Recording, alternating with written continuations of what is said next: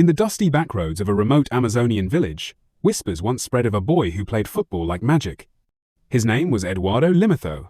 Most knew him simply as Dudu, and for a brief, shining moment, the world believed he was destined for greatness. Then, just as suddenly as he appeared, he vanished without a trace. No contracts, no farewells, not even a grainy social media post to mark his exit. To this day, no one knows what truly happened to him. Some say he was a myth, others swear they saw him play, but one thing is certain, his story is football's most haunting mystery. The boy who dribbled like a dream.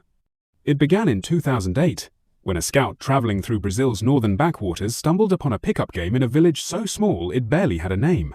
Among the barefoot kids kicking a half-deflated ball, one stood out, a wiry teenager with an uncanny ability to slip past defenders as if they weren't even there. His name was Dudu, and by the time the scout left that evening, he was convinced he'd found the next Pelé. Word spread quickly.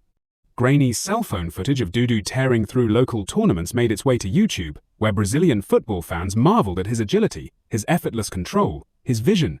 Big clubs took notice. Scouts from Flamengo and Santos made the long journey to his village, only to be met with odd resistance. His family, it was said, refused to let him go. They were poor. Why turn down life-changing money? Rumors swirled. Some said his father was protective, others muttered about debts, threats, secrets. The trial that never ended. Eventually, Dudu was persuaded to attend a trial with a modest second-division club. In his first and only match, he played like a man possessed. By halftime, he'd scored 3 times, humiliating seasoned defenders with tricks no one had ever seen. Then, as the whistle blew for the break, he simply walked off the pitch, through the tunnel, and out of the stadium. No one stopped him. No one saw where he went. When club officials went looking, his family's home was empty. Neighbors claimed they'd moved to Europe, but no flights were booked, no visas issued.